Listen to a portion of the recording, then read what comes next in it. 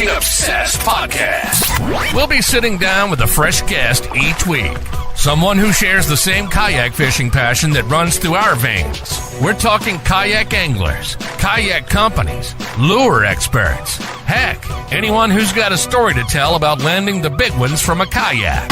We're setting our sights on becoming the #1 kayak fishing podcast in the world. You'll get a chuckle, a grin, and hey, maybe even a belly laugh. Because we believe in the power of humor. But above all, we're here to educate and inspire.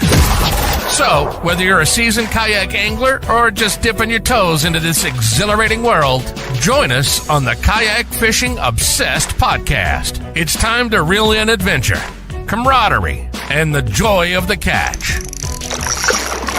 Here's your host, Daren Wyatt. What's up, you fish freaks? Welcome to the Kayak Fishing Obsessed podcast, episode number 130. And tonight's show is going to be a banger. As we all know, kayak fishing has evolved fast. Better kayaks, better motors, electronics, people wanting to get off the bank. The sport has exploded. But here's the truth we don't talk about enough. Safety education hasn't kept up with the speed of the sport, and that's exactly why tonight's episode matters. I've got two awesome guests joining me. We got Chad Hoover, founder of Kayak Bass Fishing and a massive driver of the sport's growth, and Kayak Jack himself, Marty Hughes, a passionate angler who's embraced the mindset shift toward real preparation on the water a long time ago. And tonight we're talking about KFAST, Kayak Fishing Advanced Safety Training, why it exists, the mistakes anglers don't realize they're making, and how we can change the culture of kayak fishing safety moving forward. This isn't about fear. It's about confidence and being prepared and responsibly growing the sport we all freaking love. Wyatt, how you doing, brother? Doing all right, man. I'm excited for this one. This one's gonna be a good one. I'm seeing a lot of new people in the chat, people I haven't seen very often, and like especially after COVID and the way that kayak fishing and just paddle sports in general just rocketed off. Like this is gonna be something for everybody. It's crazy. Now, of course, The show sponsor, Dark Horse Tackle, the lure of the week. I think you're gonna like this one, Wyatt. I thought about you when I pulled this one out. This is going to be from Cornerstone Lures. This is a Swiver 65 millimeter, half-ounce lipless crank, sticky owner hooks. Got that tight action. Isn't this what you won second at the Bassmaster on? It looks like it was a bluegill. It was a bluegill pattern. I saw you throw up a video of that, and I meant to shoot you a message about where did you get that one right there? Cornerstone Baits, darkhorsetackle.com. Came in the box, man. Came in the box. Nice. Well, tonight's going to be great. We're going to be giving away some KFAST gift certificates, good for the basic course. We'll be doing that throughout the show. We'll give away a few, so you might get lucky in one of those. But let's go and welcome. Well, one of our guests is gone. Let's welcome one of our guests to the show. I don't know where Chad went. Marty, how's it going, brother?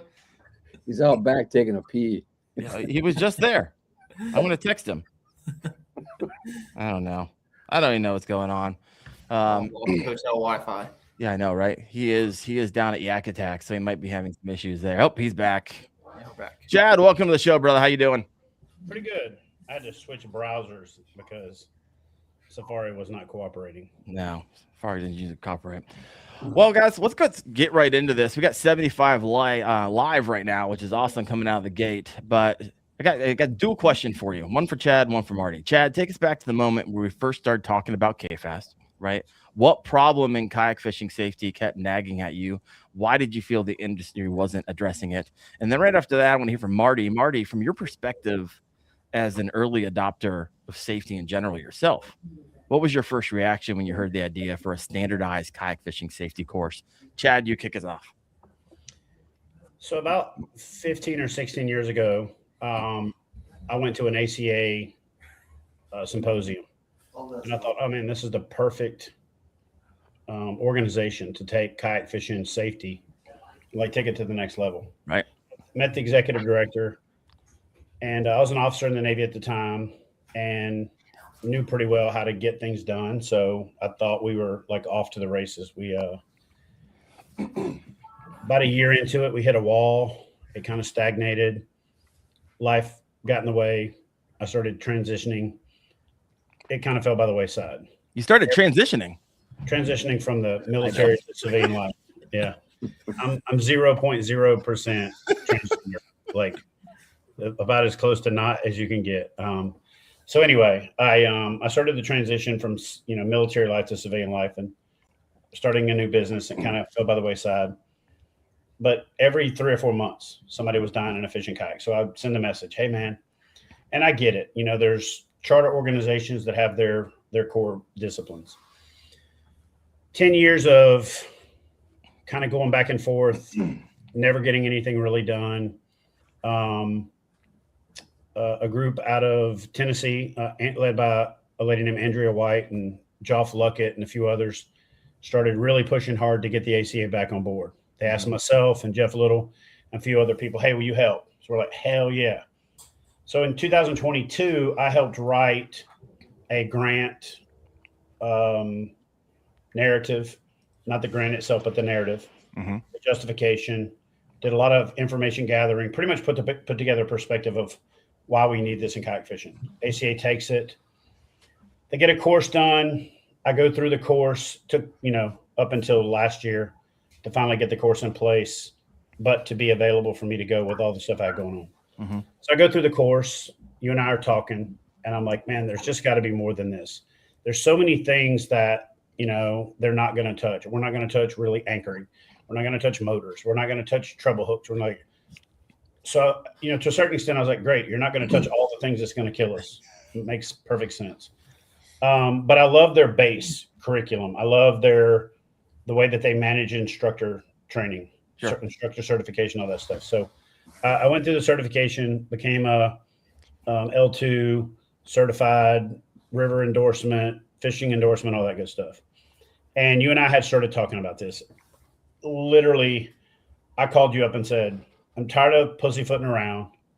How do you feel about helping me get an organization off the ground where we finally take the handcuffs off, take the ankle weights off, get rid of all the bureaucratic crap, and we'll launch an organization? And, guys, I'll just tell you, there was no arm twisting. There was no anything.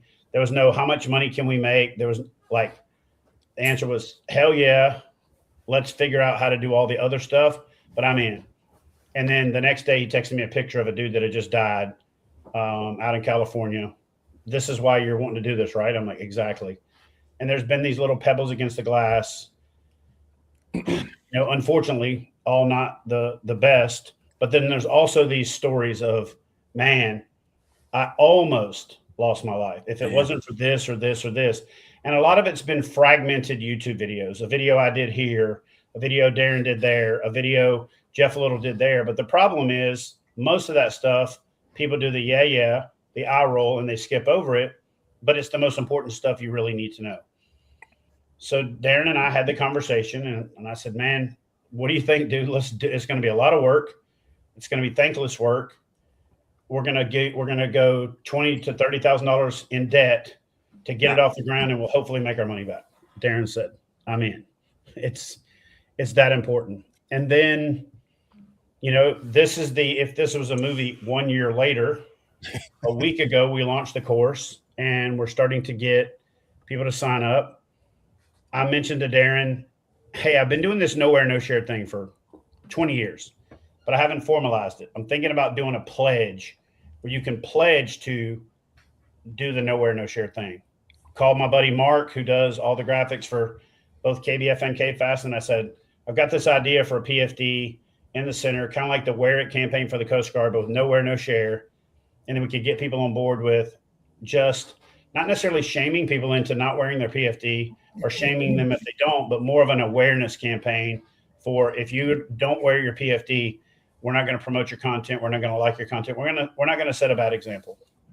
Daren immediately jumped on board with that. So we made the Nowhere No Share campaign, made the pledge page, built it out, and made it part of KFAST. And over 1,000 pledges later and a couple hundred people signing up for the basic course, here we are doing a podcast talking about it. But it's live. Man, it feels good. And it's 9 months work.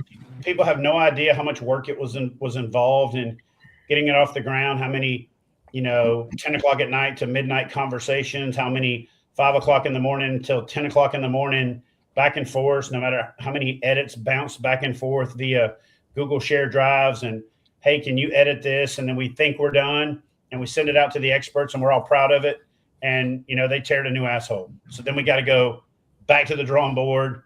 We got to go make it even more robust, make it better, make it cleaner, decide what goes in basic, what we're going to move over to advanced, so we can kind of not eat this elephant one bite at a time. But anyway, we finally just said, like, done's better than perfect. We can continue to evolve it down the road. We're at the point now where we're at the point of go, no go. So we launched it last weekend, February 8th, as good as it can be for where it's at. And it will continue to evolve and get better. And then, about a month ago, we set this podcast up thinking we were going to be, 2 months into this process. But like anything else, that's what happens when you're trying to make something. Is you never can anticipate all the potholes and the setbacks and the roadblocks and all that kind of stuff. But, thanks to guys like Wyatt and especially Marty, no offense, Wyatt, but Marty, he edited this thing and gave us feedback like 5 or 6 times.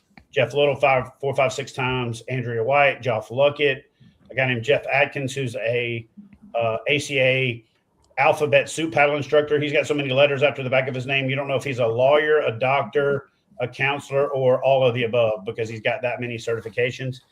And then lots of people that were just super enthusiastic about it when we announced it, giving us feedback. And so I'm pretty proud of it. I know Daren's proud of it. We're proud of the fact that we've taken that first step to make kayak fishing safer. And the whole idea is that we don't want you to be scared.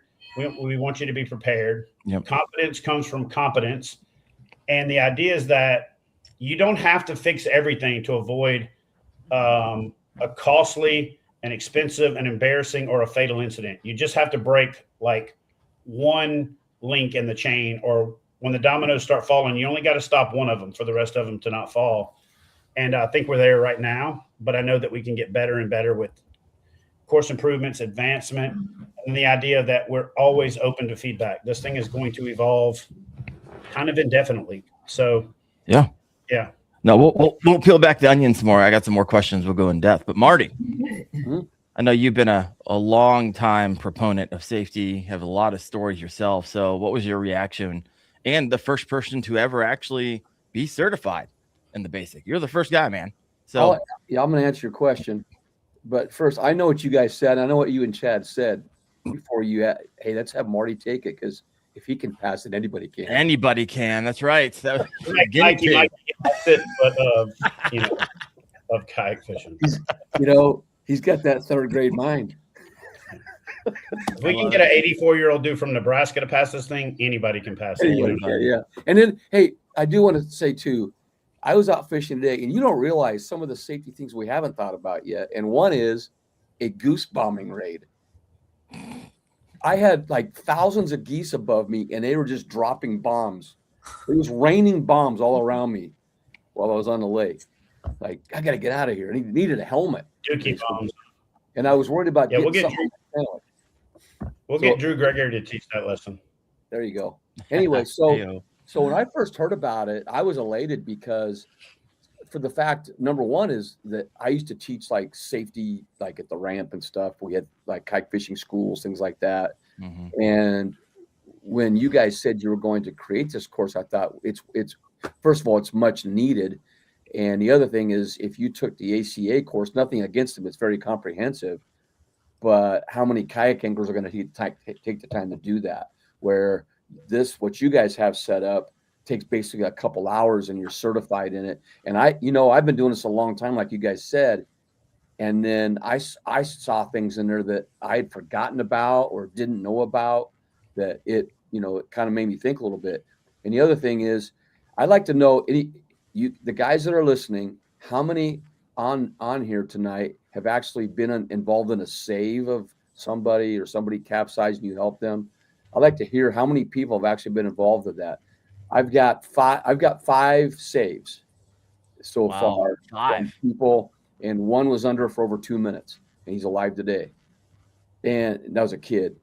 But when we're out, the guys that are out fishing a lot, 100, 150, 200 days a year, you're going to come across it.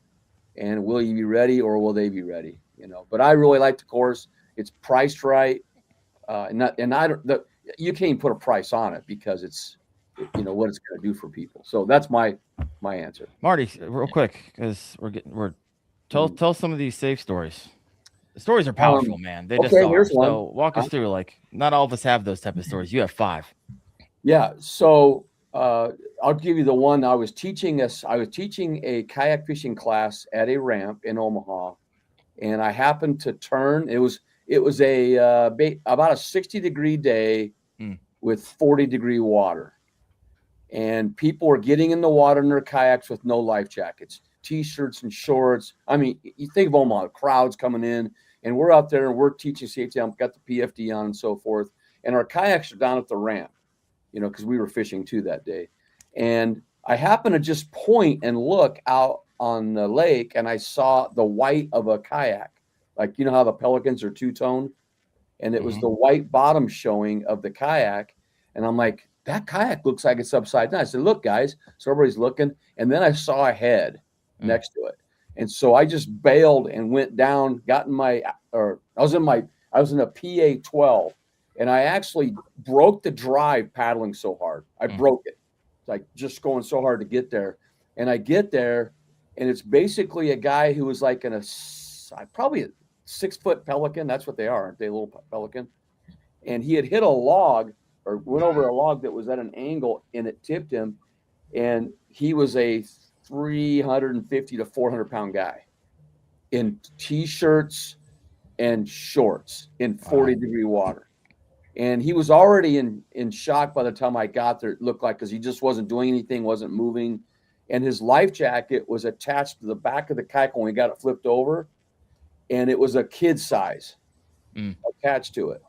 And so what I did is I was on one side of the kayak and another guy was on the other side. We had guys calling EMTs and so forth. Then a little 2-man boat came up and helped as well. And we had him hang on, and I grabbed it under his arm, and I got the life jacket free and put it under him. And then we got him to shore, and the EMTs are right there. And fortunately, he's alive today. But just think, if I wouldn't have looked over there, that was another fatality in that. And then when we came in, it was an older couple that came in, and this one guy started chewing him out for not wearing a life jacket in that water, But it was one of those like perfect moments to help save somebody without knowing about it, Yeah. And he was a little lethargic when we got there, but I bet. Very thankful to be saved. And that's one of them. I got some more, but I'm sure you do. And Marty, appreciate you sharing that. And of course, we'll get you on the show, and we'll start doing videos and blog posts about this stuff, and we'll bring some more of those to life. However, I do want to focus on something that a lot of people, and I just did it, so I want to question back to Chad. A lot of times, a lot of people like just to focus on the fatalities, and unfortunately, we just had another one this past weekend. I don't know if they're fishing or not, but I literally just had someone send me 21-year-old went missing late Friday night. And I'm reading this because I'll share with you at the end. 21, he was in a dual kayak. It flipped over up in Washington State, so probably cold. And one guy swam back to shore and turned around. His buddy wasn't there. And so they searched for him, 12 different searches over a period of 2 days and 41 square miles. And they finally did find him, but at least behind a fiance and a 1-year-old. Oh, and man. They said, and this is what his family said. This is the article. Johnson was not wearing a life jacket when the kayak overturned, and his loved ones said they hope this story serves as a reminder to help prevent another tragedy moving forward. So that's why I share this story with you guys. But so we have on one side of the coin, Chad, we have fatalities, right? And those are the ones that make headlines. But it's not just about preventing deaths. So walk us through really, because we've had a lot of conversations around this. Of course, we want people to come home, fish another day, come back to their families, be there for their children, be there. The ripple effect of you not being here on Earth is pretty dramatic, and more so than most people think. So, Chad, walk us through, kind of softball that one to you, since we've had conversations around this before. Well, here's the thing. It's really not just about the fatality thing. We tend to focus on that. We tend to talk about it, but think about what not ruining a day is worth.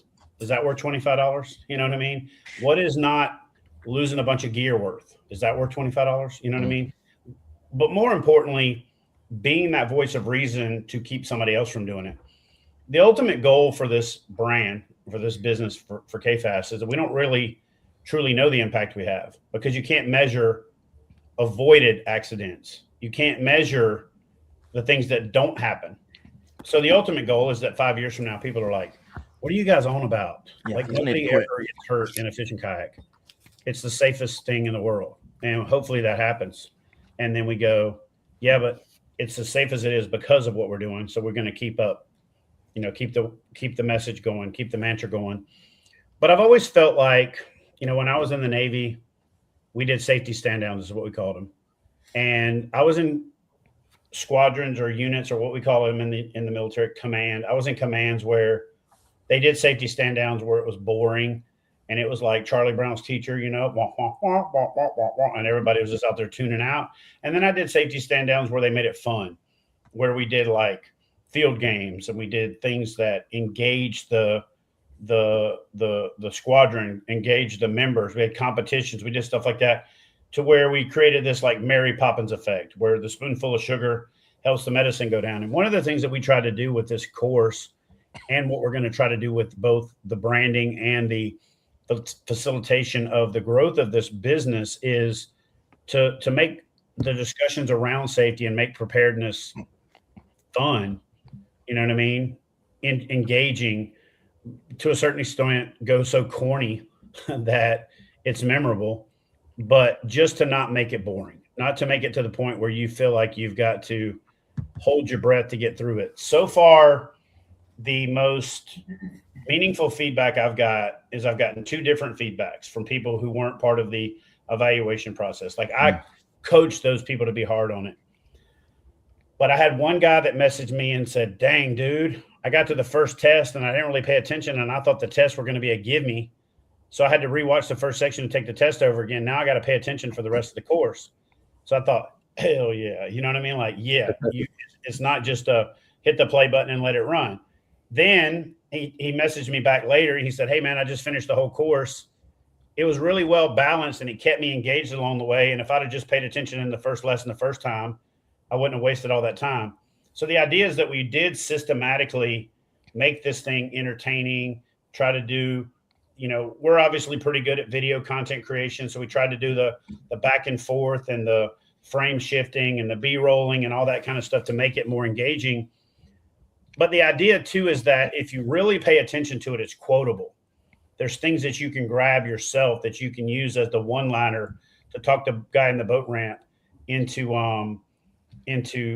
buying into the safety culture. And that's really what we want to accomplish, is we want to create a camaraderie around the culture of safety. Make it to where it's our second language, not make it to where it's something you got to go, oh shit, we got to do safety stand-on again, or oh gosh, we got to go take that safety course.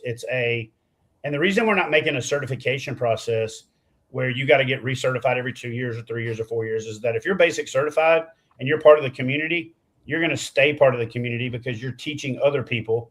Mm-hmm. So therefore you're keeping your currency because you're actively involved, because you're part of the culture. And so that's the idea behind it. And so for me, that's the thing that I'm the most proud of, is that we didn't do that by accident. We systematically shot and reshot videos, and we would watch it through and go, oh man, it kind of sticks right here and it's boring. And, we said the same shit too many times. So take that out and let's re-edit it and go back and reshoot it. And there's even a time or two where I thought I was done, and I would be like, yeah. And I'd upload the videos, and Daren would be like, hey, when are you going to do your videos? I'm like, I did them yesterday. He's like, bro, you got like 13 more videos to do. And I'm like, are you serious, bro? And then I would go download the thing and read it and go, oh man, I missed this, this, and this.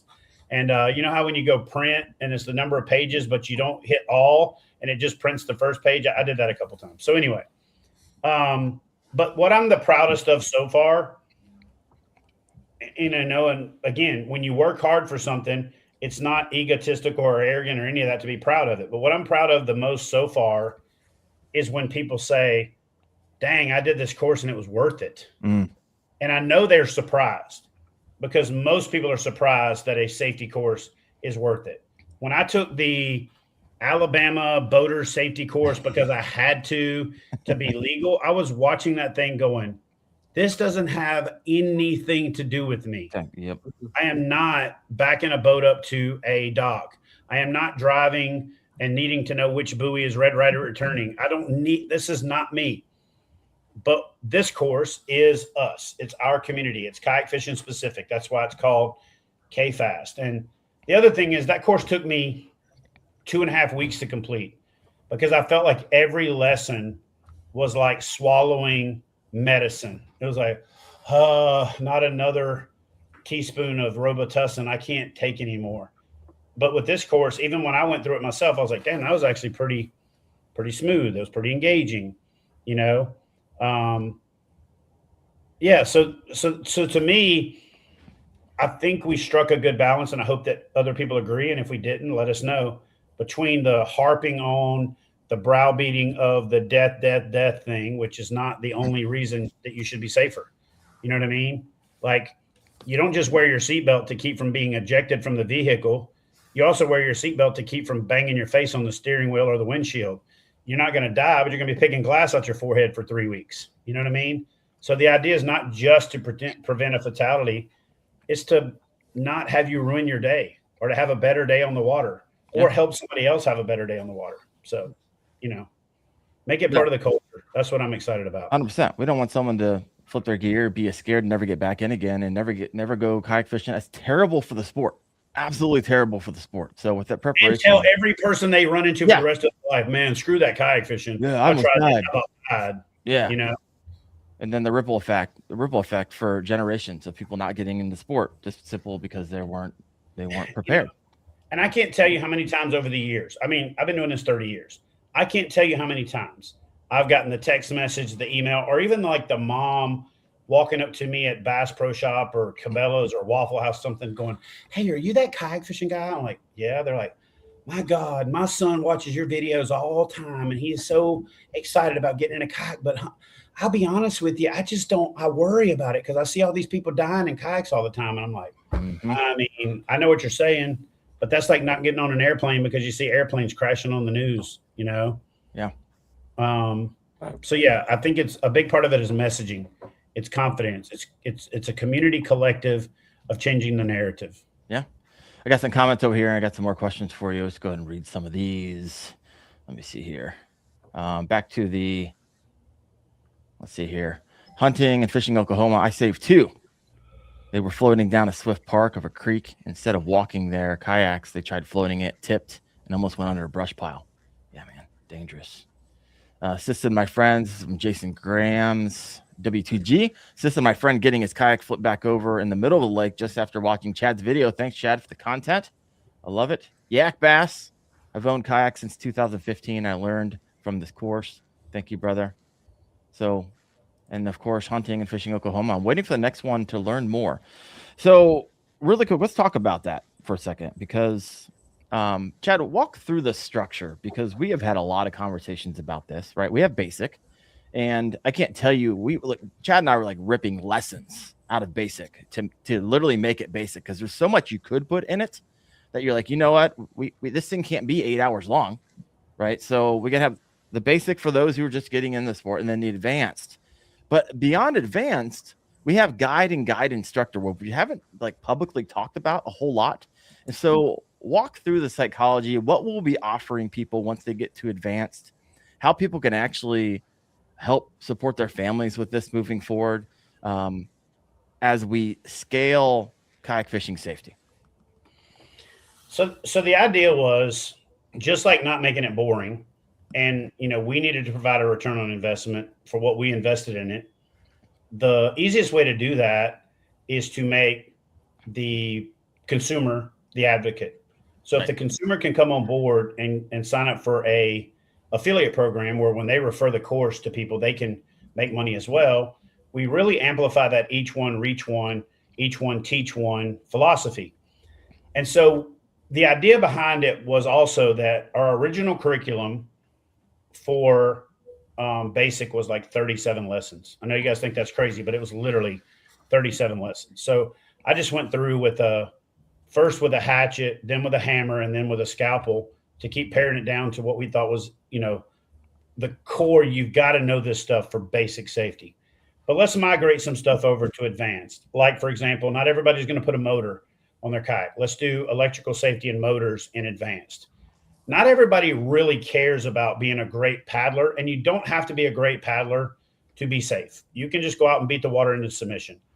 But if you want to be a better and safer paddler, then you protect your shoulders, you protect your forearms, you protect yourself from fatigue, so you learn how to paddle better. So the paddle course on how to do all the strokes, to do advanced strokes, to do all those things is in advanced. You got to transport your kayak to the water, right? But there's enough basic stuff out there to get you by. But if you really want to be good at it and you want to protect that investment of that more expensive, more advanced kayak, we do transportation and transportation safety and the things to think about in the advanced course. Speaking of electronics and motors, you're going to put that stuff on your kayak. How many people have you seen catch their stuff on fire? I know for a fact that I've got 5 or 6 close friends that I consider relatively intelligent people who've damn near burned their kayak up because they don't understand electrical safety. Right. Selecting the right wire gauge, putting a circuit breaker in, putting in things like, smart shunts and things to manage those things from a cell phone, getting notifications and warnings. A circuit breaker is great, but if you put a 50 amp circuit breaker on a motor that's never going to get to 50 amp, you pretty much have a straight piece of wire. So you got to figure out those things to know what level does that circuit breaker need to be at to protect me by breaking the circuit. If it doesn't break until the damn motor has melted the wire to the side of the kayak, it doesn't do you any good, and it's not a circuit breaker. So we knew a lot of that stuff just couldn't be in basic because we would lose people. There would be the eye roll. There would be the review that's like, holy crap, I tried to take a basic kayak fishing safety course and they want me to be an electrical engineer. Mm-hmm. I tried to take a basic kayak fishing safety course and they want me to be a damn meteorologist. So we want to do things in advance for the people who want to be advanced. You want to know more about electrical safety. You want to know more about tides and navigation, wind prediction models, measuring weather, recognizing patterns. All those things, in my opinion, make you a great fisherman.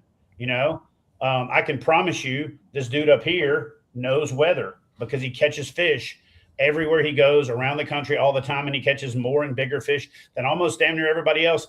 He ain't doing that by not being a student of the things that affect the thing that he's pursuing, which is that green bass with a little bitty BB brain that reacts to all those things. But we wanted to teach this stuff systematically. So with advanced, we want to get into all of those things that are that next level stuff. Almost like advanced is the stuff you would teach the guy who's not willing to take basic to get him fired up about taking basic. So then he wants to then take advanced later, if that makes sense. And then the idea behind guide is there's some people that are just don't learn well from watching. They don't learn well from reading. They learn well from doing. So the idea is that we create a guide scenario where, let's just say you're from central Nebraska and you're like, I don't read good, right? And you can go to a live course where that instructor or that guide can teach you. So guides can teach advanced and they can teach basic if you want to go on an in-person course. And one of the things that we're also really proud of is that the model that we've got is if you want to be a guide and you want to host a 5 or 6 or 7 or 8 person get together over the weekend, you make all that money. You make 100% of that course where you use our course to get people together to make money for yourself. And the idea behind instructor is, guide instructor is, as an instructor, you can teach people how to teach. So you can become a person that can certify people as an instructor. So that's what the purpose of instructor is that you become somebody that can instruct other guides on how to instruct other guys to become instructors so that they're better. You're not going to be able to not teach as a guide, but you'll be a better teacher if you're a guide instructor, and you'll be able to certify other guides as guide instructors, and you can just make more money doing it. The other idea is that instructors can oversee guides teaching advanced, teaching basic. So as an instructor, you got the ability to have 2 or 3 guides under you who have 2 or 3 advanced people under them teaching, 4 to 5 basic people each. And realistically, in a weekend, you could make $4,000 or $5,000 because you can stack it to where you set a course up. And we're going to be providing, templates and structures and things for you to do this for yourself. But ideally, you get to create your own little business. I think of it kind of like how YouTube gives us the platform. Right. We got to make our own content. And we put it on there, and there's a monetization model. They tell us how we get paid, and we go out and we create the content. We do the best we can. The better our videos do, the more money we make. That's what we really want to do with KFAST, is we want to give you the platform. You can go out and say, hey, I'm Wyatt Hammond. Everybody knows who I am because I've won every freaking title in kayak fishing. But did you know I'm also the safest dude on the water so that I'm more efficient? I'm going to be heading down to, Kissimmee, Florida to do the Bassmaster Kayak Nation, the Bass Nation Kayak Series event. But I'm going to get there 2 days early, and I'm staying a day late, and I'm going to teach 4 courses while I'm there. If you want to sign up, click on the link below. So you can teach people because they know who you are or because you're promoting your business, and you can pay for your trip by going down and instructing people. And then you leave there knowing you left that place better than it was when you got there. And it's not some leave no trace, pie in the sky, foo-foo philosophy, which there's nothing wrong with leave no trace, but there's definitely something better than not just not leaving trace that you're there, but leave residual of yourself. You made that place better by making people who are now on their path to becoming guides, instructors, advanced, and all that good stuff. So it's a tiered approach to creating a business where, as long as we can make enough to keep the lights on, we want to make the sport safer, and we want to give you guys the opportunity to make money doing this as well. Yeah, I like it. Kara's got a question over here, or a comment. She said, yikes, that's a lot to learn under advanced. Will be split into different courses. And Kara, we have a lot. We've only talked about a few of them. We got surf launching, landing, coastal dynamics, river and moving, water, hazard management. We got rescue and recovery operation. And they're just so first aid, wilderness, medical, all this stuff is advanced. And how we're setting it up is that we're setting it up under lessons, right? And so we don't want to have like 100 lessons in advance. Chad and I are consolidating. I'm imagining we're going to land around 12 or 13 when it's all said and done. They'll be a whole lot more comprehensive than basic. They'll be a lot longer. The tests will be harder because we're covering a whole lot more. But we hope to make it something where it's digestible. It's not too hard. And so great question there. Tony Southern 3049's got a question. I see the basic is $25. And what will the cost be for each training course? Now, Chad, really quick, let's talk about how we arrived at $25, right? And how we arrived at the advanced pricing and why we're giving essentially guide instructor away. Walk us through that. So obviously I have some experience doing this with KBF. And one of the things I did with KBF is I set up a membership to help me with the overhead. But when you get a $25 membership, you don't realize how fast that goes away when you give away a couple decals, when you put it in an envelope, when you put a card in with it, when you pay the postage and you pay somebody to do the fulfillment. All right. So it gets absorbed pretty quickly. So what we decided is 25 is kind of the minimum to make this thing viable. And when you take out what Stripe takes away, what the course platform Kajabi that we use takes away, it's basically a 50% deal. We're going to make about $12 to $13 net off of each course, and that's the minimum. And then we're got to obviously pay taxes on that 12 to. We have insurance, all this stuff. Yeah, there's so many insurance things. and all that other stuff. And then the idea was that that's our base. If we can break even on that, we're good. But as we go to advanced, we go to $50. So now instead of making $13 on it, we'll make 25 plus 13 or $38 on it. So then we can invest back in the sport. We can invest in more ads. We can cover venues for hosting courses where 100 people get certified. We can create a rewards and recognition program with like challenge coins when you have taught 50 classes, stickers and t-shirts when you've accomplished 100 classes or 100 certifications, 100 referrals, things like that. So we keep the excitement going to where there's more to this than just pay us, learn something, go on. We want people to be excited and to be vocal about it. And then with the guide and the guide instructor, you get into a higher insurance carrying policy.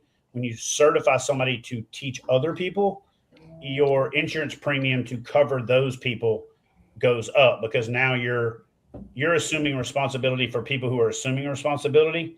And so with those, we priced that honestly as cheap as we could, but to make it cost effective. So $125 for the guide program and $250 for the instructor program. I'm going to make that make sense for you from the standpoint of what I went through. I went to the ACA L2 River Instructor course. By the time it was all said and done, I spent 4 days, $600 for the course, and about another $450 on food, gas, and lodging. So I spent over $1,000 to get L2 certified as a river instructor. In my opinion, by the time you finish guide and instructor, you're equivalent to an L3, L4 instructor in the ACA, which would cost you somewhere in the neighborhood of $2,500 to $4,000. And that depends on you having something close to you. If Marty had to drive to an ACA course, it would cost him $4,000 just in gas money. Because the closest person to him is probably the East Coast or California.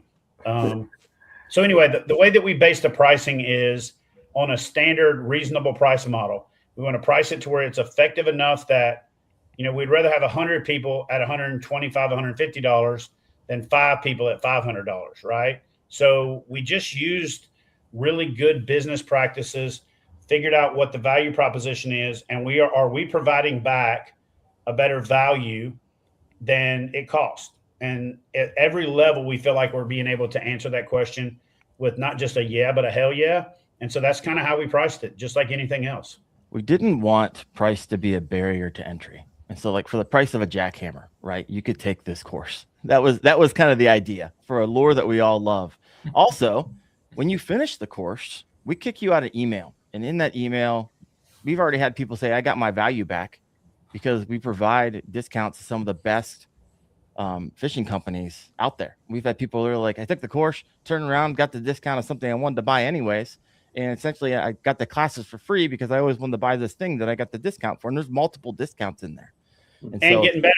We just secured another one today that we ain't ready to announce yet, but we'll announce that next week, and you'll get another value back for a course you paid for a month ago. Yeah. So if you already took it and finished it, trust me, we'll send you an email and you'll still get access to those discounts as we onboard them to KFAST. Got some comments over here. GP Outdoors says, I've been in construction safety for over 25 years, and the KFAST is one of the best classes I've ever attended. Makes me hungry for more. I'm excited about the advanced class. Thank you. Appreciate that, brother. Farm Medic 729 said, same here. I've been in fire EMS for 21 years, and it went into greater detail than that I was taught in my classes. This is a great feedback. I didn't heard some of this before. Did you hire all these people to jump in? I didn't. I promise you. I don't even know. Like, I kind of recognize some of the names on the podcast that are regulars, and some of these I don't recognize, but they're coming out of the woodwork. And appreciate the feedback. Also, we've got a lot of feedback right after we launched, and we went in there and changed it because things were a little bit confusing. So this is we always reserve the right to make changes and make this better. And we listen, right? We're not. And one of the things I wanted to mention here, Chad, and we've had conversations about this. We don't want this to be the Chad and Daren show. And so when Chad and I we have this project management system that we work out of, and we were scoping out advanced, and there's like 13 courses. And so Chad, walk us through what I mean by we don't want this to be the you and I show, and what this is going to look like more so. And you didn't even talk about modules. So answer that question and then go into modules. So to go back and actually sort of answer Cairo's question at the same time as answering this question. Yeah. The advanced course will basically be like basic on steroids. It'll be further on everything that we already did and going, 2 or 3 layers deep on stuff that we didn't cover or we just barely touched on in basic. But then we will have some things that we go halfway on, and then to go even further, you'll elect to sign up for a module. So if you say, hey, I want to be basic electrical safety and I want to make sure my motor ain't going to burn up, we'll cover that. But if you say, man, I really want to calculate how to get the best current management, I want to know what the minimum amp hour battery that I need with this circuit breaker, with this wiring, with this amp draw to do this and this and this, we'll cover that in a module called Advanced Electronics and Motorization. And that'll be $10 to $15 or something like that, right? So we'll have advanced modules that we'll go do with, say, C-Clear, like the obvious subject matter experts in the space. Mm-hmm. But then at the same time, in that vein of not being subject matter experts, we'll say, hey, listen, there's a river deal. Okay. Who's the recognized river expert in the space? Jeff Little. So Jeff Little will create, develop, and implement the river module, but he will also be a guest host or instructor, teacher, subject matter expert in the advanced course for river.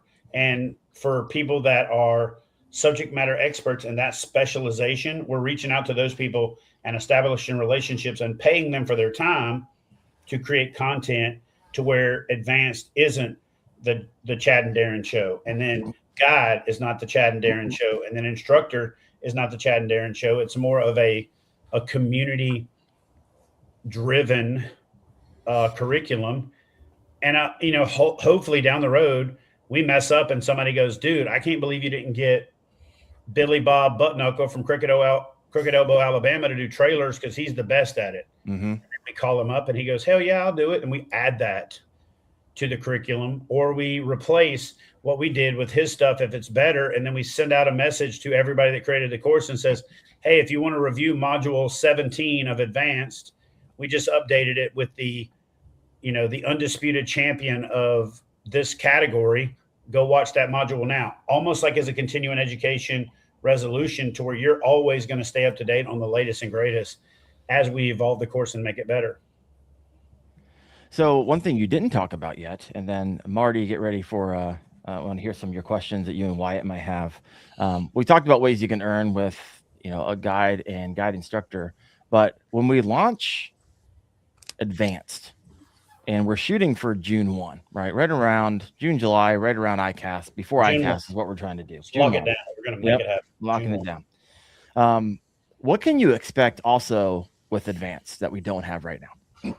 The affiliate program goes live with advanced. The reason being is, we don't want to create mass hysteria with every basic person out there trying to fight with every other basic person to be the affiliate program. So if you take that next step and you get into advanced and you go to that level, you're now automatically being part of the affiliate program.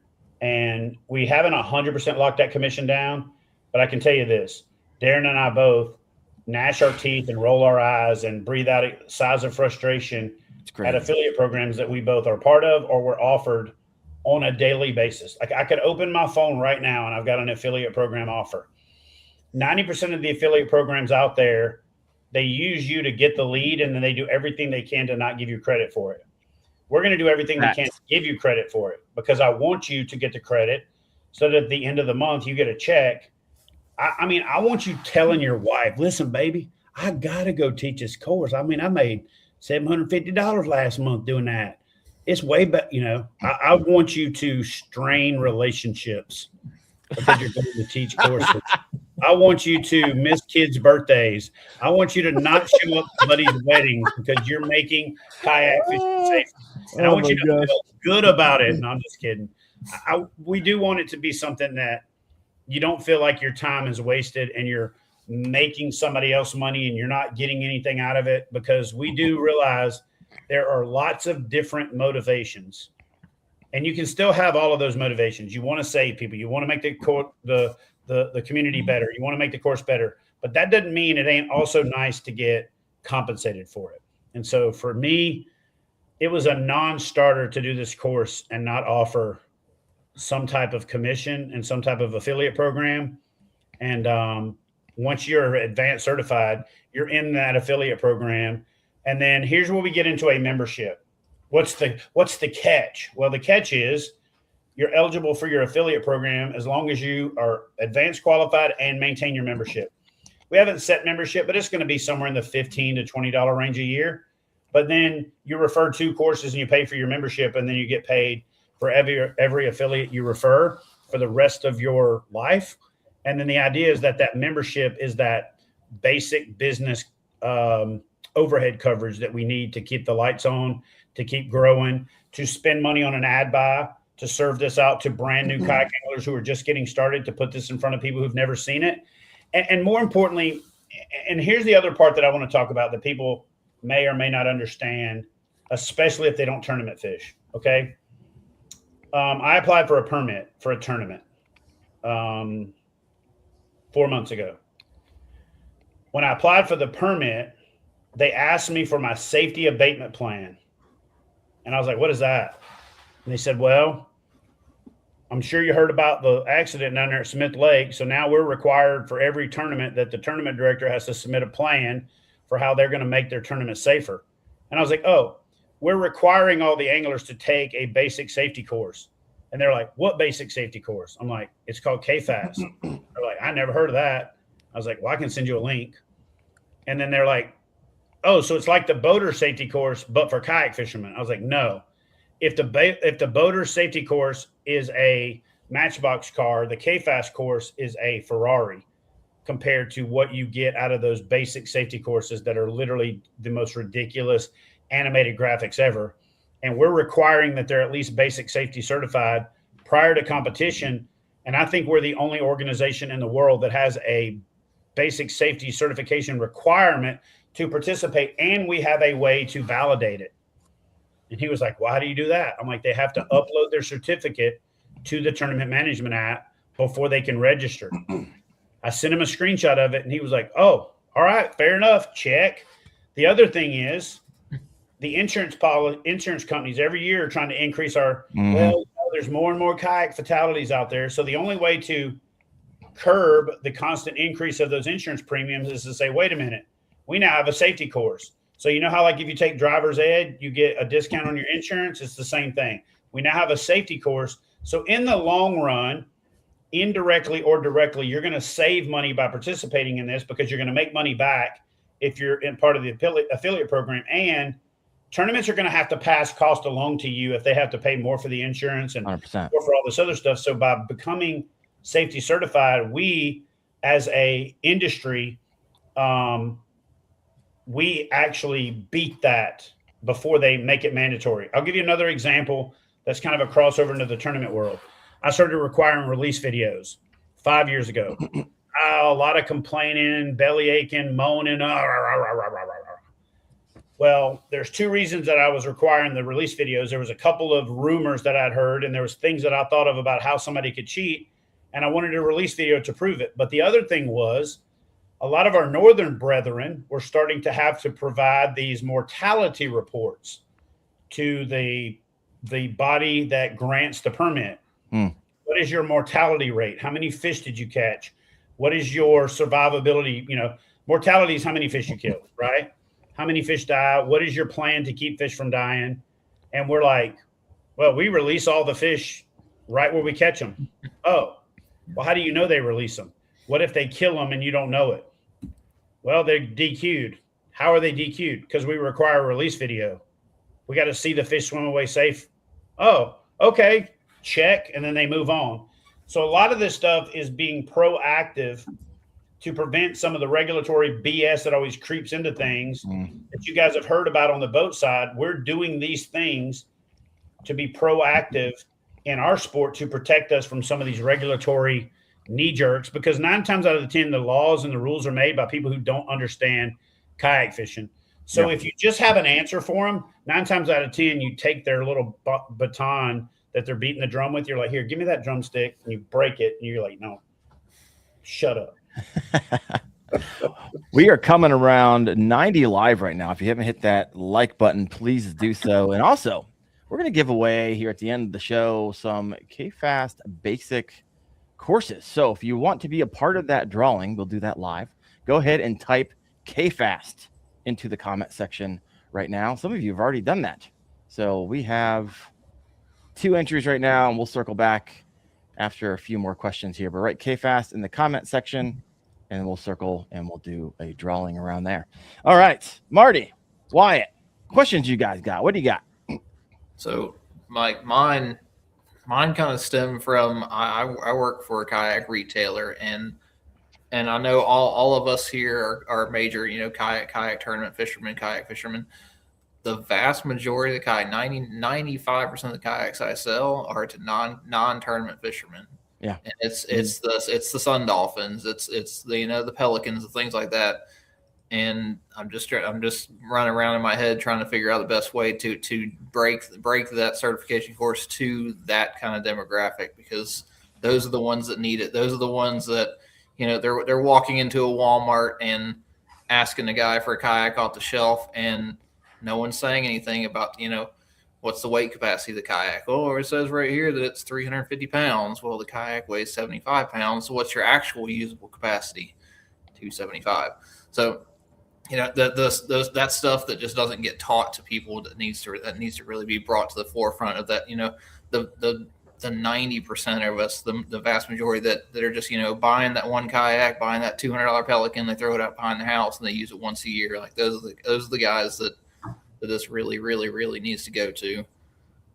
Yeah, good point. Good point. So the way that we're targeting that is we're working with these brands, even those brands like Sun Dolphin and Pelican, what I call the mass distribution brands, and saying, hey guys, we'd love for you to put a hang tag or a decal with your manufacturer statement of origin or your little owner's kit that says take this course, and then that way you can kind of help make the people that are using your course safer.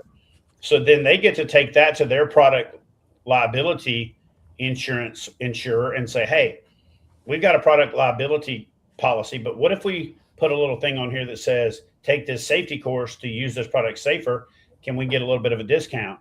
And when I go to them and tell them, hey, you can go to your insurance company and potentially get a reduction in your claimability, for one, because you gave the person the opportunity to take a course to make themselves safer. So that's a big part of it. And the true liability and the formula that they use to determine that. So you can save in litigation, you can save in actual, the underwriting of your policy, and it's just a good thing to do for the community. We've literally batting 1,000 for going to manufacturers, and it's going to be kind of added on a rolling basis. They're putting the Nowhere No Share campaign on their websites. They're putting the KFAST on the page where you register your kayak.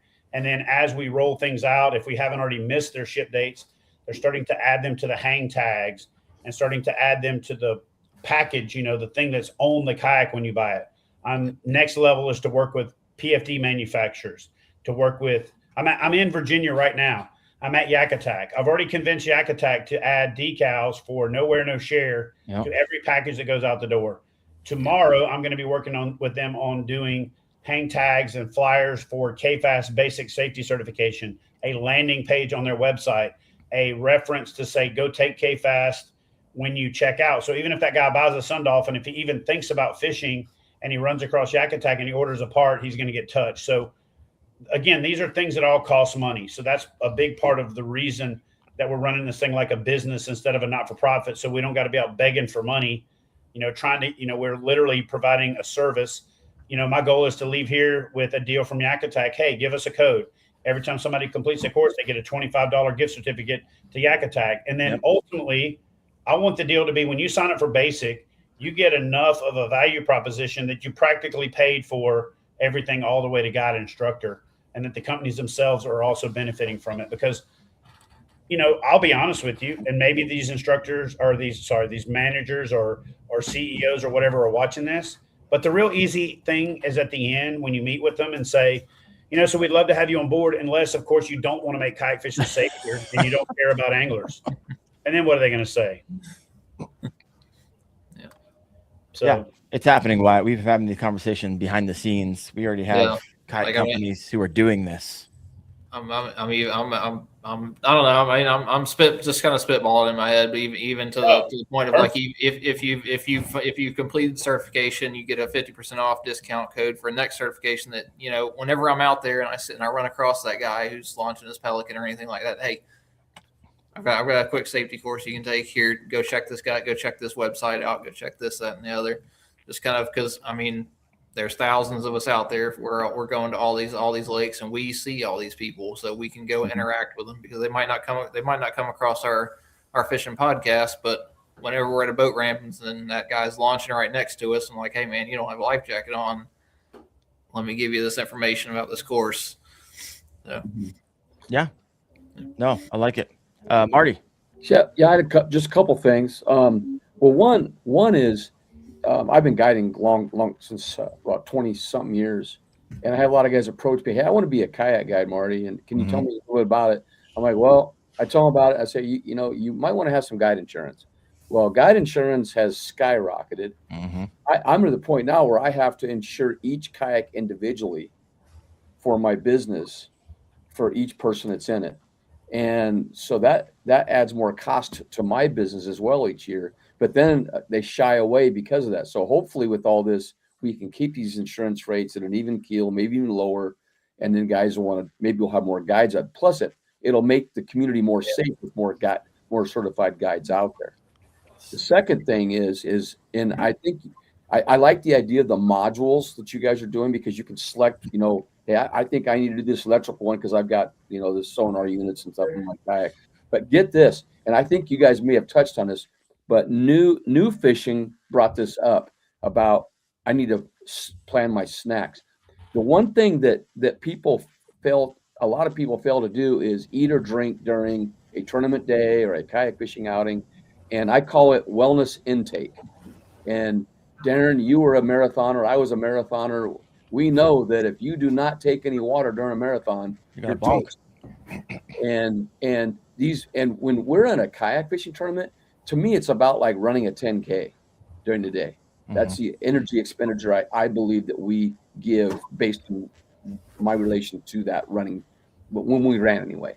Yep. Anyway, so I just want to give one story. I was at Sam Rayburn fishing a tournament. I can't remember who put it on, but we were out there and it was super hot. And there was a guy laying on the dock when we got done. We were getting ready for the awards. There was a guy laying on the dock on his back, and he had got heat exhaustion. And he even had bottles that he drank and fruit and everything else, but he was in bad shape. We had to get the ambulance, and there's a guy behind him. He actually, when you're throwing up, you're in bad shape. That's what he did. And I can't remember the guy that sat behind him, but we got him cooled off a little bit in the shade. But he would have died if we wouldn't have seen him. And that's, again, wellness intake. He didn't even drink enough water. And so I think there needs to be something in those, and I'm sure you guys are going to cover it, but I think that kind of safety. And one more thing I wanted to mention was another guy that we saved. He reached back for his pole. That's usually how it happens, as he tipped his kayak. And I was right ahead. I was going towards him when it happened. And he had his life jacket on, but not buckled or zipped. And it went right over his head, and he was thrashing around. And then I got on my bow, and a bass boat helped get him in. But if we wouldn't have been there, that guy was toast too. So you want to make sure you wear it securely and zipper it and buckle it and everything else. So that's my 2 cents worth tonight. No, that's good. Here's an example. Why this is one of the manufacturers we're working with. They actually designed this themselves, and they're going to be adding this to all of their manufactured slot fly-in. So this KFAST overview and why you should take the course will be basically added to every boat that they sell. So that's the level of commitment we're getting from the brands. If you go to Malone Trailers website, for example, it's already there. We've got half a dozen other brands. Finished a conversation with Guardian Angel today. Mm-hmm. Guardian Angel is going to pay for placement of ads with content Daren and I create. And then at the end of it, we're going to get to do a shout out for how, like, hey, if you're listening to this and you're considering kayak fishing, be sure to invest in yourself and head over to learn more about making kayak fishing safer at kfast.co. Little things like that. My video that I released today on YouTube, I've got like a KFAST commercial practically at the end of it. So we're going to do everything that we can to raise the bar, and short of being obnoxious and anal about it, we're going to promote safety as hard as we possibly can. 100%. We just hit 100 live. Please hit that like button. Thank you all for showing up tonight. This is awesome. Chad, I got some more questions for you. And will this be required? I know that you got this question. Will this be required for KBF? Because I know you've been fielding a variety of text messages and phone calls around it. So my initial inclination was yes. Like I had it even set up in all the tournaments where starting May 1st, we were going to make it mandatory, right? Mm-hmm. But because nobody's called me on it yet, and I've been proactive in the national championship permit process and some of these other things, but we're not at the point where it's there yet. My goal for this year is to inspire, not require. That's my little call to action. And Marty, being the VP of operations for KBF over there, and I and Mark Fainer, who's the director of tournament operations, have had numerous hours of offline conversations about, is it better to make it mandatory Is it better to, and here's my philosophy on it, at least for right now, until we hit a critical mass of where it's almost like, dude, you're not basic certified. What the hell's wrong with you? We want to inspire you to take it, not require you to take it.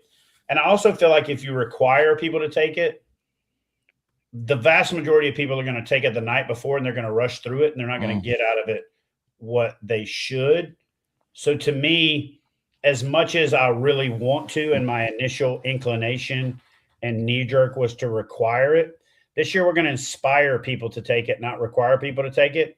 And that includes starting May 1st for Mayhem, we're going to add some bonuses to Big Bass and, KFAST giveaways if you're a KFAST member and you win or you place. And we're going to do some random drawings for some prizes if you're KFAST certified and you're competing.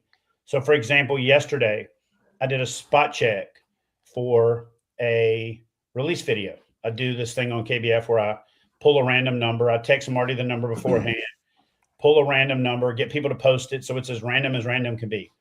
So I text the guy, hey, man, are you you got your release video? He sends me the release video, and it is almost perfect. I was like, sweet. Hey, are you KFAST certified? He was like, no. I was like, damn. Well, had you been KFAST certified, I'll give you 2 months free entry into KBF, but you're not KFAST certified, so you got 1 month. And he's like, I get a text like 4 hours later. Dude, I just finished my KFAST cert. Thanks. So kind of we're going to require it. We're going to require it at some point. But we're going to inspire people to take it. We're going to motivate people to take it. We're going to make people want to take it before we make it mandatory at some point down the road. Thank you for sharing that. It'll get to the point where insurance companies just may require something, and that's what we'll have, right? We're trying to get out ahead of this. It's coming, folks. Yeah. It is coming. All right, I want to talk about something a little quick. We haven't talked about a whole lot. We have a public awareness campaign, and there is a knee-jerk reaction by some people to the public awareness campaign. It's the no wear, no share. And what Chad and I haven't talked about, it's also the you wear, we share campaign. I guess the inverse is also true.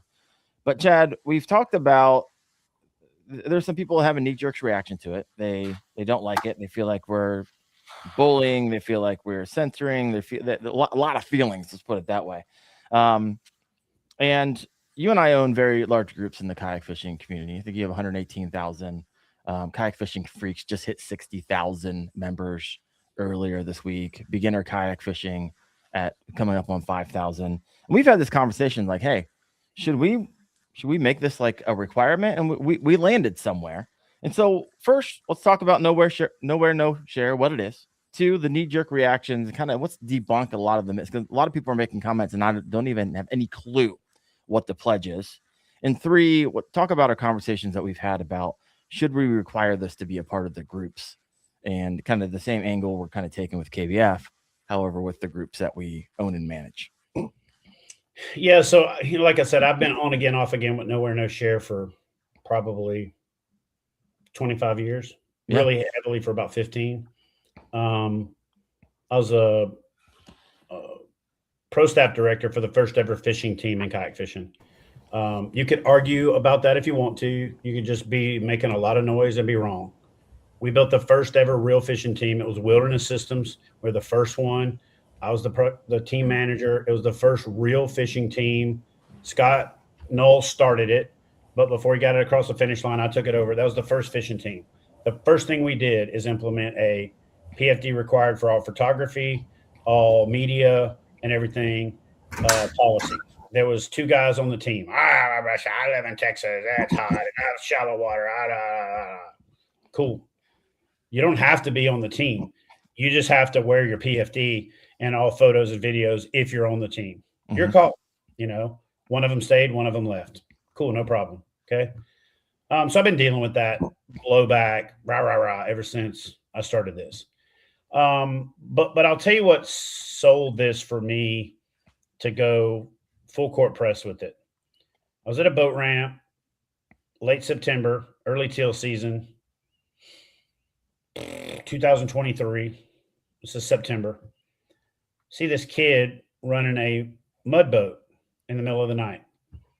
Damn near runs me over like 2 times because he's running without no lights on. So I go to the boat ramp and wait on his ass to come back so I can have a little man-to-man conversation with him about running his boat with no lights, blaring turtle box music, not paying attention to what the hell he's doing. And then I notice he doesn't have a single PFD on, but he's got kayaks in the boat too. So I said something to him about the boat. I didn't say anything about the PFD. Run into him later in duck season, like big duck season, November, December. And I said, hey, man, you really shouldn't be getting in your kayak without a PFD on. Oh, I got waders. I got this. I got that. I'm only in waist deep water. Like, dude, I'm just trying to tell you, man, you don't want to be out there in a kayak without a PFD on. I can't find one in camo. Well, put one on and put camo on over the top of it. Stupid old man. Okay. So I back off. Simultaneous with that, there's a kid from the Crawfordsville University in Kentucky. I made a comment on his post and said something about, dude, you're representing a fishing team. You really should be wearing your PFD. And he's, you're being it's not required. I have it. I wear it on tournament day, blah, blah, blah. 3 weeks later, the kid that I talked to at the boat ramp ends up on Facebook. He's missing, got out of the John boat into his kayak, flipped his kayak. Cold water overwhelmed him and he drowned. It's a kid I talked to at the boat ramp. Fast forward 4 months later, the kid I get into an argument with on the internet is the kid that died at the Toledo Bend tournament, not wearing his PFD. So I literally said to myself, what if I just pushed a little harder? What if I was willing to take the face shot and the blowback and the shut up, old man, because I harped on the PFD just a little bit harder? Now, is there the F around and find out a component of my life? Absolutely. Is there the free will, all? Absolutely. But there's also this thing called not knowing any better. And those young men didn't know any better because they had a false sense of security. The one guy thought he had neoprene waders on, and because neoprene is somewhat buoyant, he was good until he fell overboard and hooked his ankle on the boat and his waders filled up and his big puffy jacket that was full of water was heavier than the neoprene buoyancy, and that cold ass 30-degree water took his breath and he was basically incapacitated faster than he could get his stuff back together. And then the other kid, is out there setting the example. And I just watch a mom post on Facebook every day for 4 days. I hope my baby comes home. Pray for my baby. And I'm like, I knew he was dead the first post. I'm liking it. Oh, we praying with you, dear. Everybody's saying, oh, pray for a safe return. There ain't a person that commented to that mom's video that didn't know that dude was dead that day. You can talk all the shit you want to. You can glad hand all you want to. Oh, no, there was a chance. There wasn't a chance. He was not found because he was underwater. You don't not get found with helicopters and lights and all that stuff these days, unless you're masked by this big substance that we all love called water. You can hide under that shit. You can't hide on top of it anymore. You will be found. So for 3 days, a mom agonized over false hope that her son was going to come back. For 3 or 4 days, a community rallied around this bullshit idea that he was going to come back. And then, oh, he died doing what he loved. Oh, it was such a inspiration. I hope his memory inspires other people. I do too. I hope it inspires people to not be stupid and to wear their PFD. And I may be even still too soon, and it may be inappropriate. But the fact of the matter is, I got to wear it. I got to have a lump in my throat, and I got to think about the fact that if maybe I was just a little bit more Paw, he called me Paw. Okay, Paw, I can swim. And I was like, damn, I used to say that shit to shut old men down. We're pretty good. And then, so I don't want to shut up anymore, and it's kind of funny that I would say fishing's probably 60-40 or 70-30 conservative to liberal or Republican to Democrat or whatever you want to call it. And of the Democrats that we do have in the sport, most Democrats in the sport of fishing and the sport of hunting are pretty more fiscal Democrats, social programs Democrats, and not like the one extreme or the other. And I don't think we have either of the extremes on the left or the right.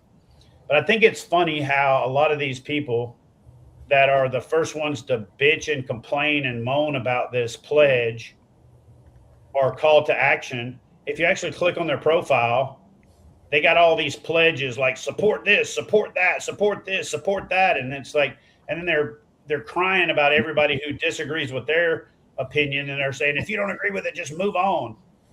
So if you don't agree with taking the pledge, don't take the pledge, but shut up. It's simple.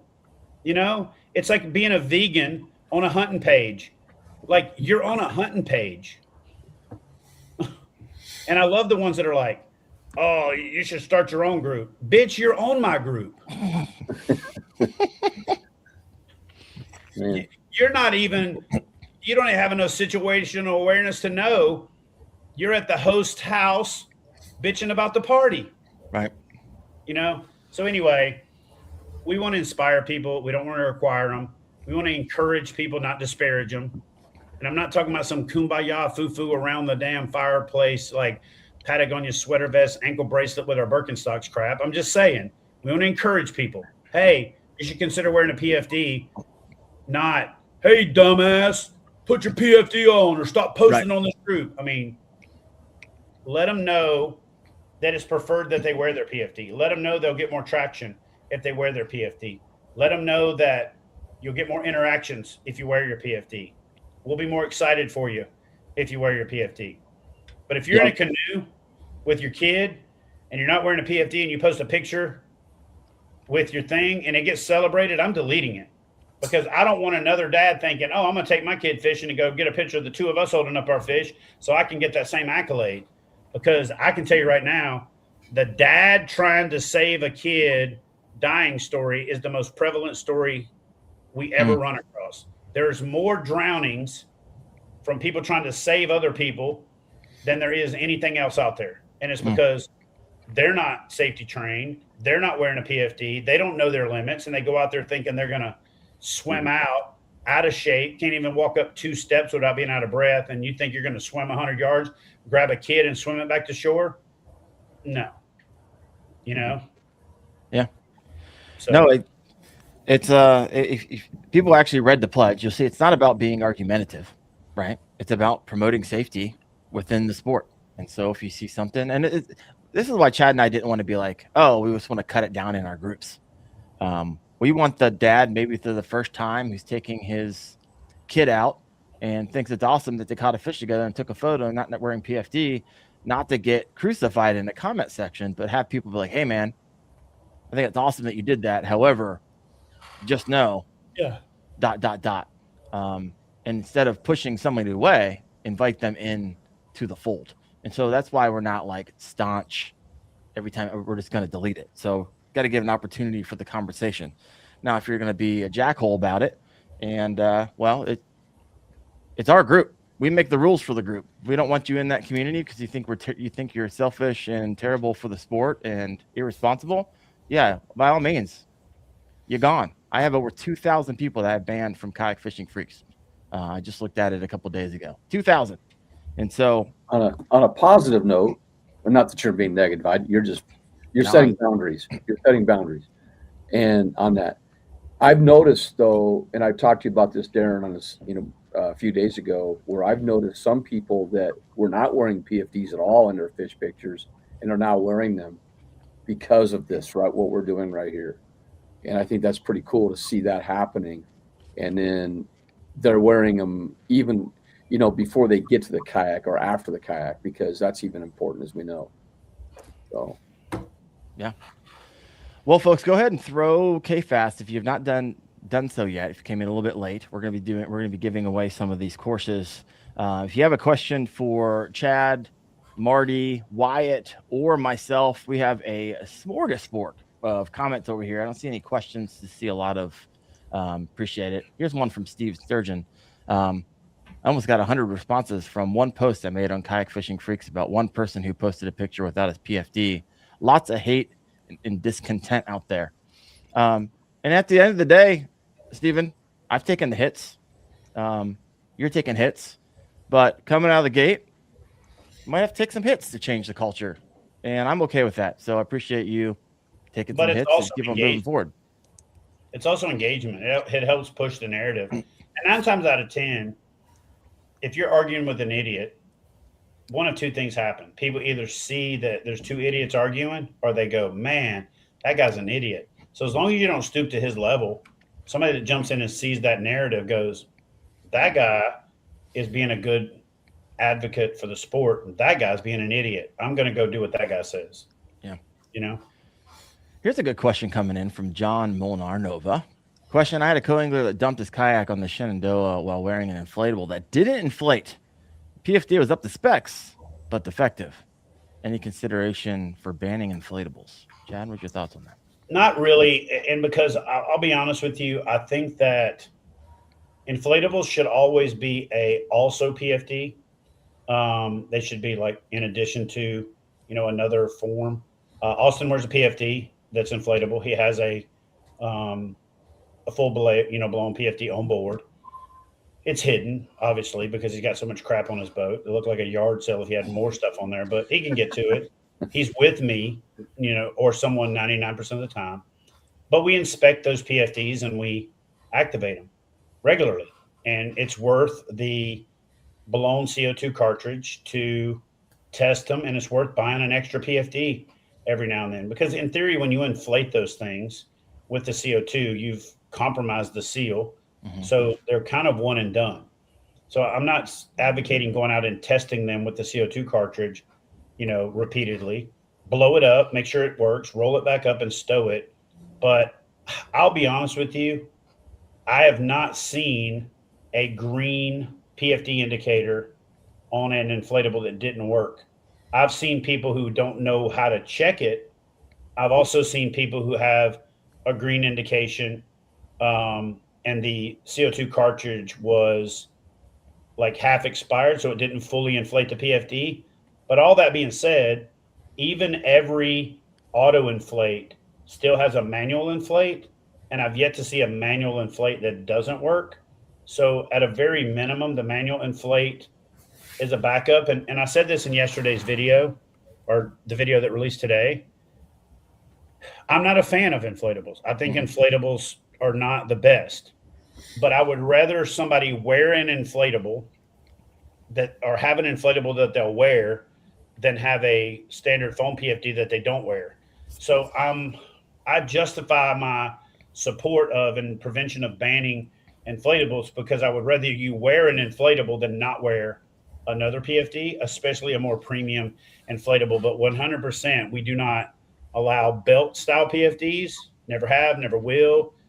Not going to. Don't ask me. You can ask me, but you're wasting breath. They're nothing but a duck butt float up. In other words, they just make your ass float up in an air like a duck when it's feeding so that your family can find your body if they recognize you ass first, because that's about the only way that thing's going to do anything. An inflatable belt band is a swimmer's PFD. It is not a life jacket or a PFD. It is an aid to swimming. It is not I'm going to help you float. So the belt style are practically useless. You can almost puff up your shorts and get more flotation than you'll get out of those belt style. You can just fart in your shorts after you get in the water and you'll pretty much do the same thing. So, all right, got some questions here from the comment section. And if you have not yet done so, I've seen some people writing KFAST in the comment section. You should, but don't put the exclamation point afterwards. It won't get sucked into the giveaway that we're going to be doing here in just a moment. All right, some comments. We have Saltwater Vet. I think the course is undervalued. I paid $600 for my ACA certification and would easily pay that for the guide or instructor courses. Appreciate that. Thank you very much. Also had someone comment earlier, I don't see it here, but they said a lot more people would take it if it was free. And I don't disagree with you. And maybe there's a point in KFAST, the business, where we get some grants that could offer free, right? But we're definitely not there yet. We have some costs we need to cover. On that, Daren, like we're working with the University of Nebraska here on getting a kayak fishing club started and so forth. Yeah. But what we're looking at is using, like you say, using part of your grant money for organizations to pay for those for your people in your organization. Yeah. I think that would help quite a bit. We would love to be able to offer that at some point in time. Yeah. However, there's a lot of expense with getting the business up off the ground, Right. but not off the table. We would love to find those companies or find those individuals or find those grants and who do that. Yak Bass over here, comment, catch savings already paid for it. So let the cat out of the bag. You know, one of those awesome companies are, and that code that you're going to get on the back end. Here's a good question, Chad, since you are an ACA certified instructor from Fur Fishing. When do I need a KFAST certificate versus an ACA certification? I mean, you don't really, quote unquote, need either one of them.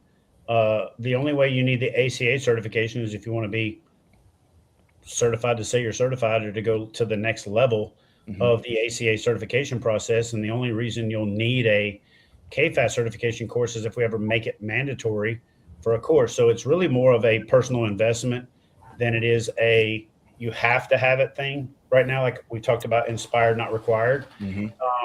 But with the ACA, you need certain prerequisites before you can go to the next course. You know, I'll reiterate what I said and what was just confirmed by Saltwater there. It was $600 for a course for me. That is for L2. For me to go 3, 4, you know, and then some subspecialties on up to level 5 would be $2,500 to $4,000. That's not counting travel, expenses, all that other stuff. The other thing that we really wanted to do in KFAST is like it just worked out that the acronym had fast in it, but we wanted it to be relatively fast. We didn't want it to be a multi-day drug out commitment, a deterrent for you wanting to even commit to doing it. So we wanted to make it.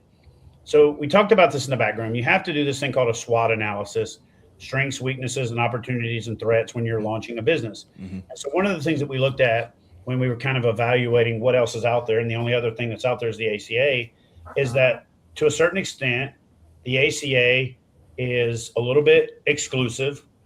It's somewhat elite training, and then it's also expensive. So we call that the 3 E's. So to counterpoint that and to be able to offer, you know, a different offering, we wanted ours to be what we call the 3 A's. We wanted it to be attainable. We wanted it to be available, where you didn't have to travel across the country to get it. And we wanted it to be affordable. And so we think that we've accomplished all of that. You know, for the person that said they wish it was free and you think more people would take it, I'll be honest with you, it's net $50 negative right now. You pay $25 and you'll be getting $75 value as soon as we've already locked in the 2 other deals. So you pay $25 and you get $75 back. That's better than free in the world I live in. Carry the one, you know.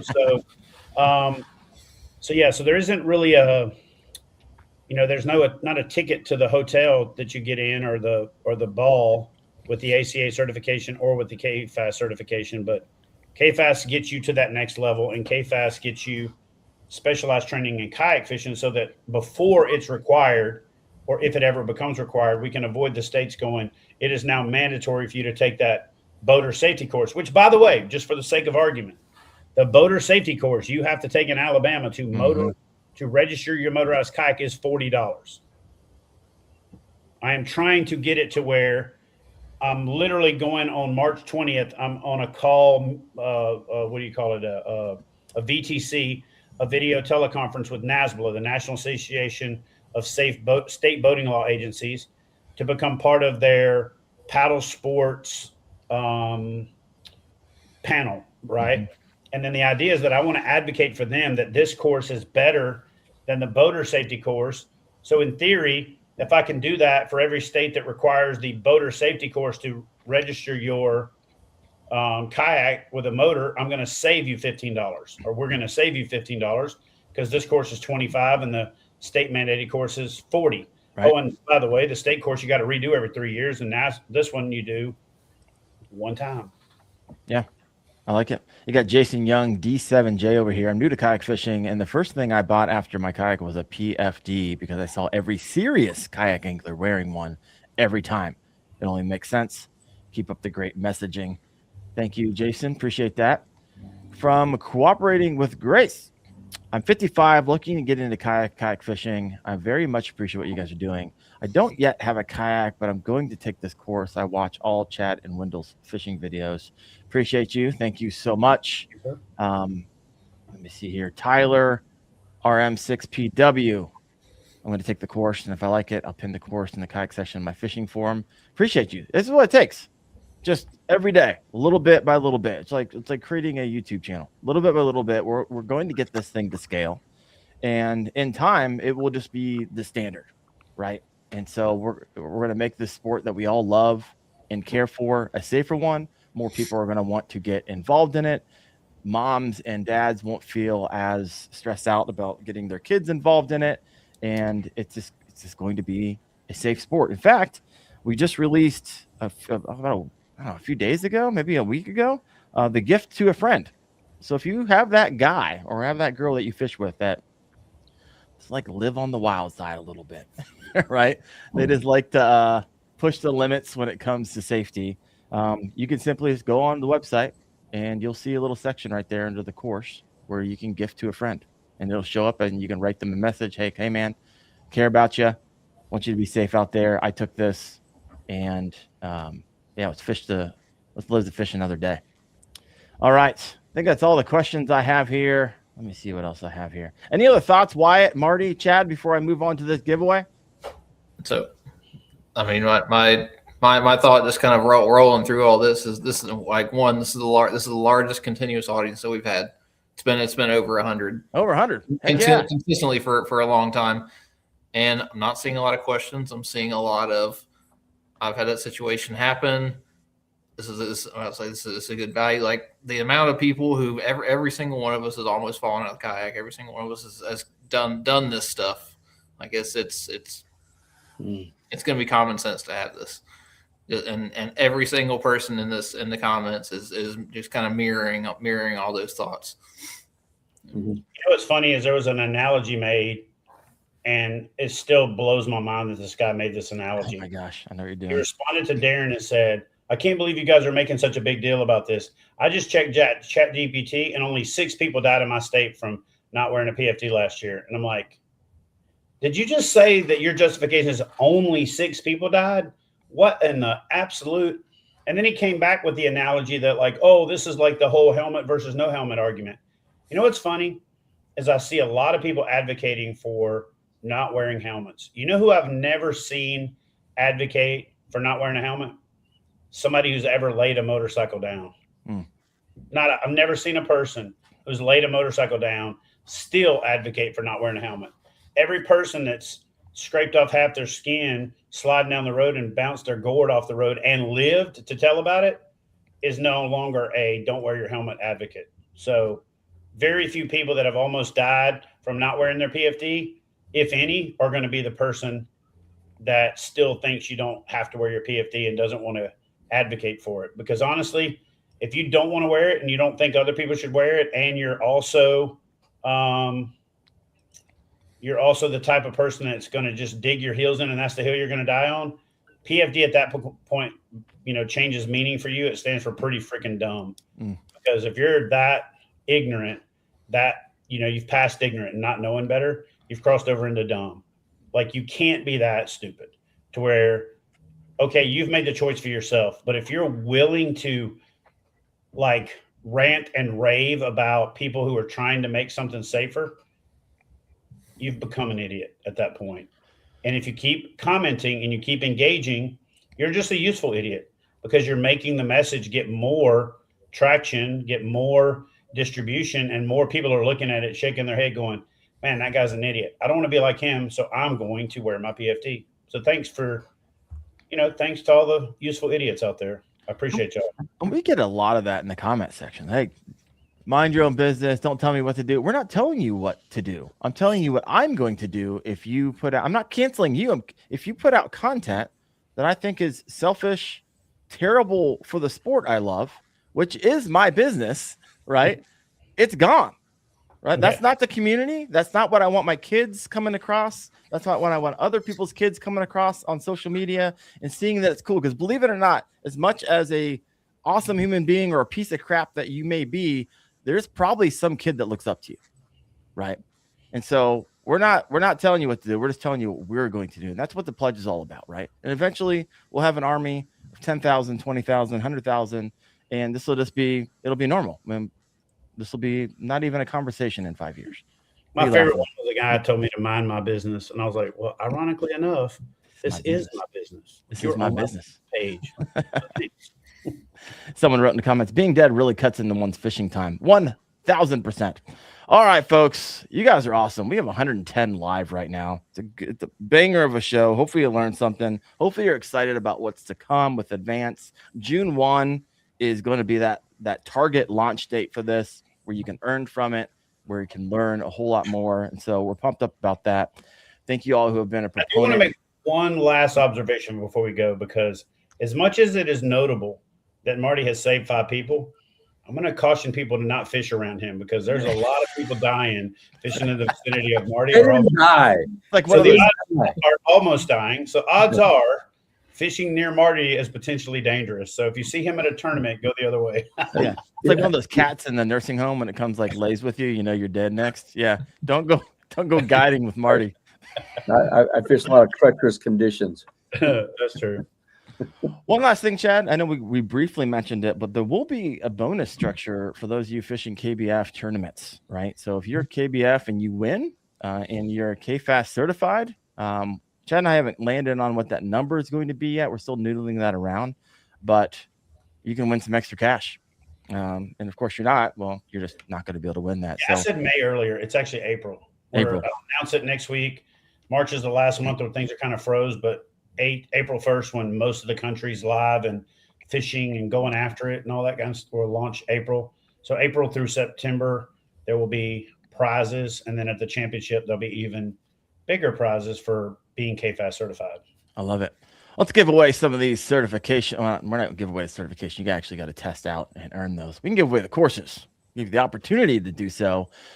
All right, let's go ahead and get this party started. Let's go ahead and give away $100 worth of courses tonight. Let's give away 4, and you got a bunch of people. You're only going to be able to win once. If you have yet to do so, go ahead and write KFAST in the comment section and be a part of this. Drawing number 1. Who do we got? See a lot of names in there. Some regulars on the show. I love it. And the first winner is going to be Chris Johnson, my man. Write me at Daren@KFAST.co, and I will get you a code sent out tomorrow. So appreciate you, Chris. Thanks for listening in. Let's go ahead and do this a few more times. Let's draw again. Here we go. Got some comments over here, Marty. Everyone's avoiding you, my friend. I love it. Avoiding me.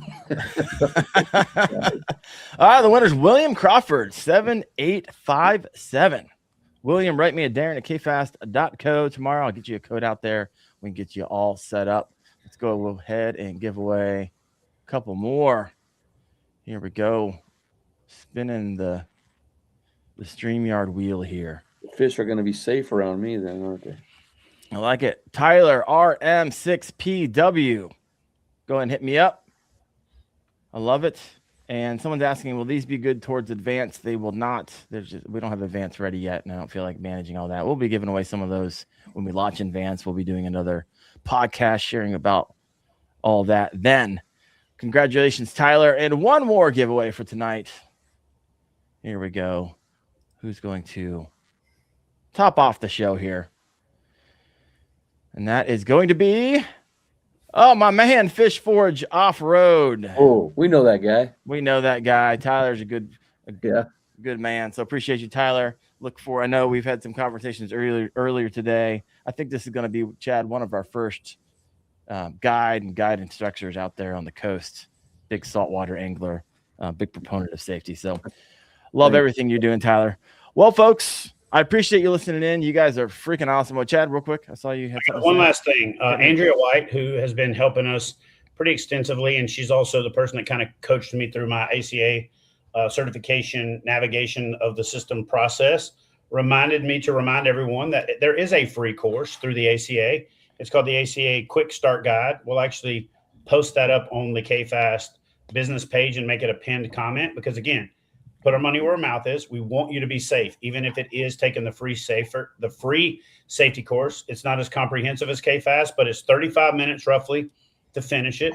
It's called the Safe Start program. You could literally Google Smart Start for safe kayak fishing. It's a little starter course. And then a little statistic that she threw at me while we're doing the live, because she's watching and cares about it. And she said, literally just in Florida alone, it's only February 24th, and 4 people so far this year have died from not wearing a PFD. So that's just Florida. That's not counting all the other states. So be safe out there. But again, if you are looking for the free course, the ACA offers that Smart Start course. It's about 35 minutes to finish it. And if you're from Missouri, Arkansas, Nebraska, that might be an hour and a half. But you know what I'm saying? Just like the rest of us, it's about 35 minutes. And it took me 2 hours and 20 minutes, Chad. It's free. So check that out. And that's something else that we can do, is spread the word about safety, even if it doesn't, necessarily involve us. Yeah.